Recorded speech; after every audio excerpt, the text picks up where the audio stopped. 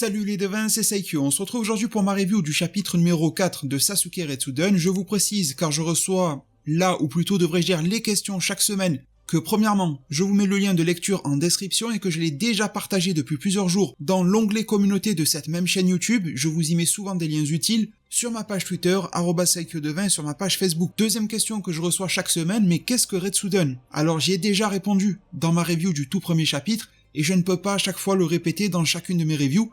Je vous mets alors le lien qui expliquait absolument tout ce qu'il y a à savoir concernant Retsuden, également dans la description. Review qui arrive nettement plus tard que d'habitude, vous le savez je pense pour la plupart, je suis toujours en panne d'internet, ça fait quasiment 2 semaines pleines maintenant, mon fournisseur d'accès galère à comprendre d'où provient cette erreur là, j'espère que ça sera corrigé dans les meilleurs délais, mais en tout cas je vais me focaliser ici sur les aspects qui me paraissent essentiels du chapitre de Retsuden. Vous savez que ce n'est pas dans mes habitudes en matière de review, tout comme il va y avoir certains remaniements sur Bleach, je ne sais même pas si je pourrais traiter en review le dernier épisode sorti. Bref, cela est une autre question pour un autre moment. Chapitre 4 de Retsuden, qui je trouve a conservé la solidité des précédents chapitres que l'on avait acquises, je parle au sens visuel, depuis le second. Régularité, fidélité au style originel, toujours en deçà, bien sûr, techniquement, de ce qu'est capable de produire Kishimoto, mais c'est quand même très bon. Il y a toujours ces raideurs apparentes sur les personnages, les poses et les effets de mouvement me paraissent quand même nettement plus abrupts que sur du Kishimoto, mais dans l'ensemble, et malgré un manque de détails aussi évident, je trouve qu'on est sur du très très haut niveau, et que la prestation de Shingo Kimura est vraiment saluable. La fameuse enquête se poursuit, mais on reste sur quelque chose de relativement calme.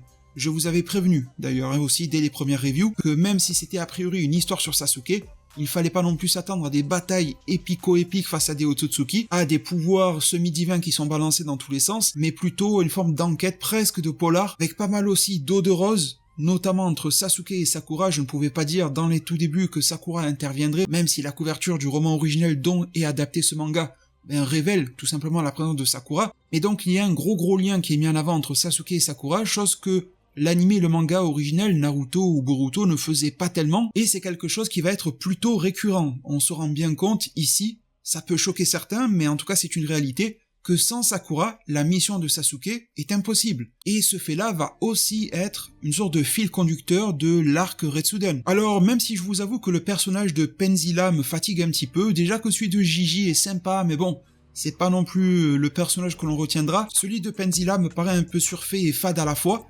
Mais bon, il permet de mettre en avant des scènes intéressantes, comme notamment avec le fameux jeu de cartes. Je pense qu'on avait plus ou moins tous tilté en regardant les créatures et les entités qui se trouvent dessus, que ça avait plutôt un lien avec le Rikudo Senin, avec ce fameux livre du ciel ou du paradis. En parlant de livres, nous avons aussi une confirmation, je vous l'avais déjà expliqué via des éléments issus de Naruto Shippuden, que les dinosaures existaient dans l'œuvre, et on a un livre désormais qui l'acte complètement dans le lore en disant que c'est une espèce qui est éteinte, on y voit une espèce de long cou. Alors dans la version anglaise de Manga Plus, l'officiel, il les appelle des dragons. Le terme de dinosaure n'est pas utilisé. Il parle également de bêtes colossales, par exemple de type titan. C'est un petit peu étrange vu que là on a l'air vraiment, avec Meno ou le dinosaure que l'on voit sur le livre, d'être plongé dans le Jurassique, de voir que le vocabulaire ne colle pas tellement, mais bon pourquoi pas. En tout cas cette chasse, cette poursuite, cette enquête par rapport au livre du ciel se déroule plutôt bien, il faut le dire, on pouvait penser qu'il y aurait plusieurs embûches pour l'avoir, mais non, en un chapitre, il sera a priori récupéré, Sakura va se mêler à l'histoire, j'ai trouvé que c'était plutôt intéressant, elle marche bien sûr sur les traces de Tsunade, j'ai trouvé malgré tout que le petit jeu qu'elle mène aux côtés de Sasuke est quand même dangereux, Penzilla m'apparaît comme un personnage plutôt intelligent, même s'il me laisse de marbre, et je pense qu'il aurait pu se douter que le lien entre Sakura et Sasuke était beaucoup plus étroit que ce qu'il ne pensait. Je rappelle que seul Gigi est au courant. Alors de voir l'infirmière de cet observatoire presque se rallier à la cause de Sasuke aurait dû lui mettre la puce à l'oreille. C'est un petit détail qui pour moi aurait pu être un petit peu mieux remanié. Mais bon, rien de bien grave. J'ai trouvé vraiment Sakura au top dans ce chapitre-là, sur tous les aspects. En tant que ninja, en tant qu'élève de Tsunade, en tant que femme ou bien de fleuron venant à l'aide de Konoha et de son propre Kage.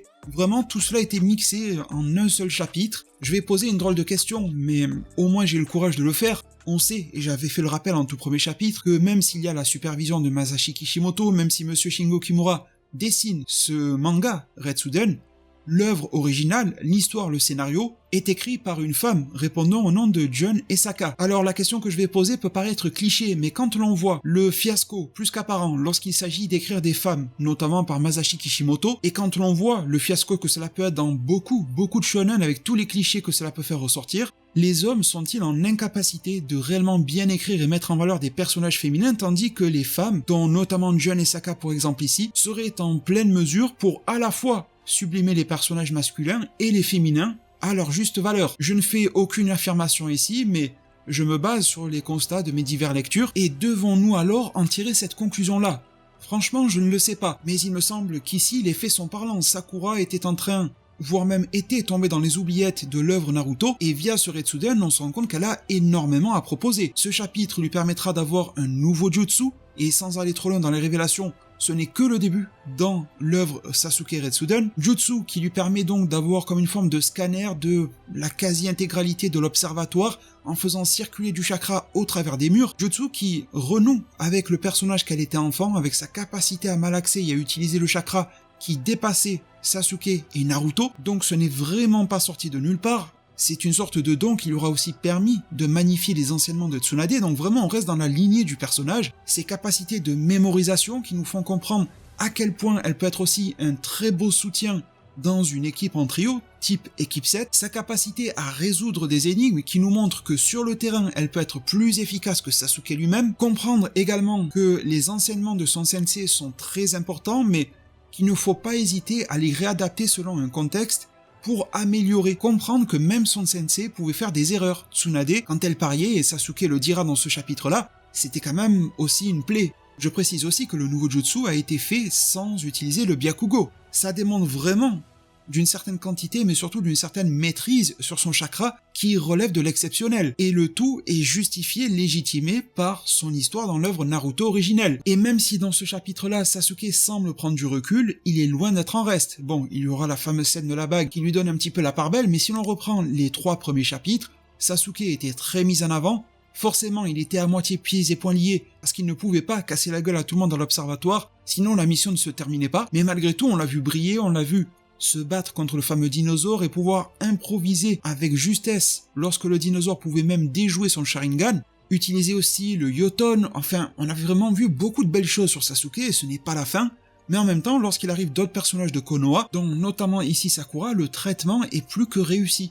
Et moi vraiment ça me séduit, que cela soit dans le roman ou dans le manga. C'est vrai qu'avec ce côté visuel du manga, ça ressort un petit peu plus. Alors je ne sais pas si c'est un extra du dessinateur pour se faire plaisir, mais on remarquera aussi que les formes féminines de Sakura ressortent beaucoup plus, et dans Boruto c'était quelque chose de carrément oublié. Mais bon, je trouve que l'on n'est pas forcément tombé dans les clichés dégoûtants, et que l'on a ici une Sakura qui, bien qu'elle diffère de Tsunade, s'assume pleinement en tant que femme, telle que son maître à l'entraînement, mais aussi qui était son maître à penser. Et puis, si je ne trouve pas que cela fait cliché, c'est aussi car il faut prendre le contexte en considération. Sakura a été présenté ici comme le seul, pour le moment, personnage féminin qui vient de l'extérieur. On a une bande de plusieurs dizaines ou centaines de gus qui sont qu'entre eux. Le seul être un petit peu différent d'eux-mêmes qu'ils voient chaque jour, c'est un dinosaure. Quand ils voient une femme au bout de je ne sais combien de jours, de mois ou d'années, c'est censé les émoustiller un petit peu. C'était le cas sur Gigi alors qu'il est fiancé. Et du coup, dans ce contexte d'intimidation dans lequel Sakura fait face à un maître du pari, du jeu qu'elle doit surmonter, aussi bien dans le jeu que psychologiquement, elle doit prendre un ascendant sur lui, elle n'hésite alors pas d'utiliser de sa posture, de ses atouts de belle parleuse elle aussi, pour déstabiliser le fameux Penzilla, et on voit que ça marche. Il le dit, c'est la première fois que je vois le docteur avec ce type d'attitude-là. Donc si Sakura a été mise en avant comme ça ici, on comprend bien que Sakura n'est pas dans ces types de clichés-là lorsqu'elle faisait son job d'infirmière. C'est uniquement pour le bien de sa mission. Donc à mon sens, ça me paraît finement maîtrisé, et même si c'était pas forcément le meilleur chapitre de Retsuden, c'était un chapitre qui se lisait très facilement et qui remet en avant, je trouve, beaucoup de belles choses qui se perdent au fil de Naruto, Shippuden puis Boruto. Alors, une fois tous ces petits jeux terminés, vient le moment de découvrir le contenu du livre. Mais juste avant cela, Sasuke prendra malgré tout quelques secondes ou minutes pour prendre du temps avec sa femme Sakura, ne l'oublions pas. Ils ne sont pas juste partenaires lambda comme ça, non, ils sont censés former un couple plus que solide. Et dès le moment où la main de Sasuke atteindra celle de Sakura, on la verra rougir. Le lien émotionnel est réellement puissant. Je trouve également que ce couple-là symbolise pas mal l'état d'esprit des couples japonais. Alors bien sûr pas tous, loin de moi l'idée de généraliser, mais je regarde pas mal de vidéos YouTube, je regarde des couples également sur YouTube qui sont japonais, ou couples japonais avec l'un ou l'une qui est étranger. Et je remarque très souvent une chose lorsque l'homme est japonais, c'est qu'il est très froid. Il n'affiche pas énormément d'émotions, un peu à l'image de ce Sasuke justement. Il n'est pas très loquace, reste toujours très peu expressif, et ses actes d'amour envers sa compagne restent quand même assez minces. Ça ne veut pas dire qu'il l'aime pas, mais c'est juste que son comportement est ainsi. Tandis que sa femme, même si en apparence a l'air tout aussi réservée que lui, dans le fond, elle est peut-être un petit peu plus extravertie que lui. Dans le fond, elle est peut-être un petit peu plus portée par les émotions, tandis que son mari lui a l'air complètement insensible à cela. Mais lorsque ce genre de cas de figure se produit, lorsqu'une marque d'affection vient de la part du mari, tout de suite on sent que la femme se libère. Donc je trouve, même si ça peut paraître abusé de voir Sakura en émoi comme ça, que ce n'est pas si abusé que ça, ce qui vient de se produire. Et puis, même si la scène était vraiment très belle, avec cette bague qui a été créée grâce à du Doton, donc les jutsu liés à la terre, sachez que sur ce plan-là, vous n'en êtes pas du tout au bout de vos surprises dans Sasuke Retsuden. Vraiment pas. En tout cas, ça permet de relier avec certains foreshadowing qui avaient été faits dans les précédents chapitres, mais cette a priori révélation pourrait être également elle-même un foreshadowing pour ce qui arrive par la suite. Alors bon, enfin, ouvrons ce livre du ciel, ça nous permettra d'ailleurs d'apercevoir une sorte de représentation flashback de Tsunade. Sakura utilisera du jutsu précédemment détaillé. Une réelle enquête de type ninja est en cours, on voit même Sakura en train de sentir, et c'est vraiment pour ça que je kiffe Retsuden, parce que les ninjas ont vraiment l'air de ninjas. Je me rappelle des débuts de Naruto avec le clan de Kiba et Inuzuka, aussi bien les chiens que les membres du clan étaient en train de renifler un petit peu partout, alors c'est leur spécialité, mais je pense que chaque ninja est quand même capable de mettre ce type de capacité à profit, dans une certaine mesure du moins, d'utiliser chacun de ses sens à son paroxysme, et Sakura ne se prive vraiment pas de le faire. On comprend que les peintures, ces formes d'art inscrites dans le livre, proviennent du Rikudo Sennin, le sage des 6 chemins. Ça ne vient pas d'un personnage issu de Redaku, et chaque illustration correspond aux cartes du jeu qui a été fait face à Penzilla précédemment. Tout cela correspond à un certain langage et peut être alors traduit. Mais l'énigme est également double, c'est le livre du ciel, c'est donc un livre de constellation. Il y a une sorte de chemin qui peut être fait en reliant les étoiles. Alors cela semble familier pour Sasuke, mais pas réellement le temps de se poser des questions là-dessus. Un mot mystérieux a également été laissé, comme si Tom Jedusor s'exprimait par magie auprès de Harry via l'Horcrux, et l'on y apprend que les étoiles augmentent avec le sigle de Konoha. Alors aussi lointain que soit physiquement et éloigné sur le plan spirituel que soit Redaku, eh bien tout ramène vers Konoha. C'est depuis le début de l'œuvre le centre de gravité des intrigues. Une fois de plus, ça ne déroge pas vraiment à la règle. Sakura et Sasuke continuent leur dangereux petit jeu d'enquête. On se rend compte qu'elle a pu traduire également les divers événements, et que en plus d'avoir un jeu de constellation, en plus d'avoir des sigles, des entités qui ont l'air familières pour Sasuke, d'avoir un mot qui a été visiblement laissé par un membre de Konoha ou proche, chacun des petits dessins correspond également à un mois de l'année. Le Uchiwa commence à y voir légèrement plus clair sans forcément résoudre l'énigme, tandis que le chapitre se conclut avec Sakura lui laissant une note, lui demandant de le rejoindre demain dans la librairie à 14h, alors non pas pour faire monter la température entre eux dans la pénombre entre 2 ou 3 ouvrages, mais très probablement pour que l'enquête se poursuive. Mes très chers devins, cela met un terme à cette vidéo.